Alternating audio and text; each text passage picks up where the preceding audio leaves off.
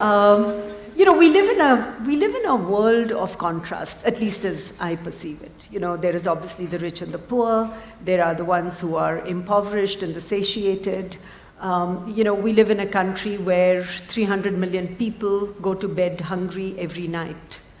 How do we deal with these big social issues? And what is the one message that you would like to give to all of us, where we as individuals can make our own little, big, whatever contribution to being part of the solution rather than waiting for somebody else to do something? Now you're immediately getting into the missionary mode. We can try a little bit of that. Yes, it's a serious problem and an unfortunate problem, because we are living in a land which has over 12,000 years of agricultural history, probably the only place on the planet like this. As far as I know, except a few other places in South America, nowhere else on the planet was agriculture organized 12,000 years ago. So we have enormous experience of agriculture, which means the science of producing food. And we are living in a land where 12 months of the year you can grow what you want. Many farmers in Tamil Nadu take 6 crops, 4 crops actually, but in between the intercropping, totally 6 products they're taking out of the same piece of land. Right. Nowhere else on the planet this is really possible. In spite of this, half the people are hungry simply because of apathy, not because of lack of food, not because that it is not possible to fulfill this. I feel a focused effort, in a matter of 5 years, 5 to 8 years, very comfortably we can crest this. It should not even take that much time, but if we are determined, within 5 years' time, it is possible to cross this. And it's important to cross this, because when you say India, I know a lot of poetry has been written about how beautiful it is, our mountains, our rivers, our whatever. But for 1.25 billion people, you neither have enough mountains, nor rivers, nor land, not even a piece of sky, believe me. The only thing that you have is people. If these people are well-nourished, competent, inspired,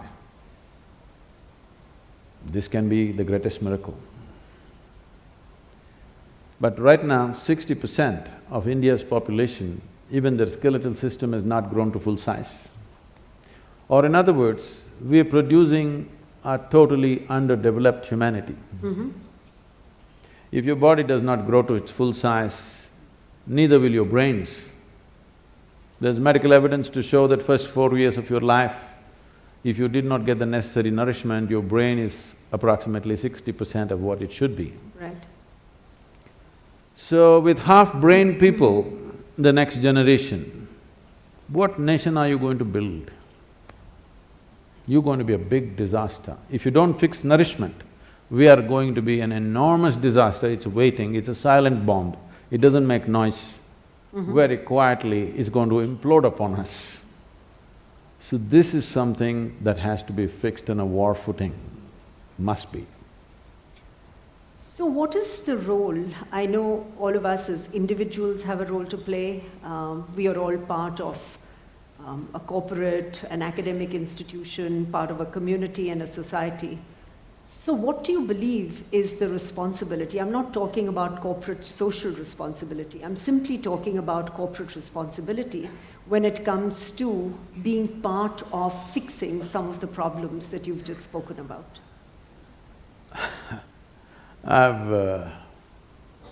No, we are very much involved with nourishment, education, health of the rural populations.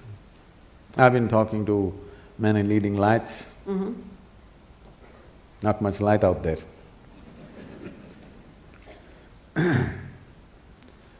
Whenever I speak to a lot of people, not all of them, many of them, if I tell them, we're planting 114 million trees, you could do something, they'll tell me a very passionate story, how his wife or his mother has a trust where she planted 108 trees around their factory, and how they have grown, how beautiful they are and how they're enjoying it.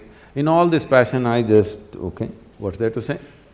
108 trees are good, I'm not saying no, but if your capacity was only 108, I'll bow down to you. Your capacity is 108 million, not 108, but you're satisfying yourself with 108. You talk about nourishment, you say, you know what, my maid's children, they were so malnourished, 3 of them, every Sunday we feed them. These kind of stories I've heard of great compassion and love. So, there is a whole culture of doing something for your satisfaction or doing something because you want to buy a ticket to heaven. I want people to come to a place where you being fulfilled should happen within you. If you want to go to heaven, please leave. But if you want to be a solution, there's another way to work. Right. I fed 2 children and I feel very happy. It's all right, I appreciate that. I'm glad for those 2 children. But this is not a solution, this is only for satisfaction. So it's time, at least those people who are in a certain level of capability, I would say, when I say capability, all of you are thinking, oh, okay, some big corporate leader. I'm saying all of you are in a certain level of capability who should see how to bring a solution, not do something for your silly satisfaction. You can be satisfied by eating food, by simply sitting quietly, by sleeping well, doing whatever. Satisfaction need not come through somebody else's suffering. You don't have to fulfill your satisfaction because of this, somebody is suffering, that is not the basis of your suffering. And if you buy a ticket to heaven through that suffering, I don't know, heaven will turn into hell probably for you. I hope it does. I couldn't agree with you more.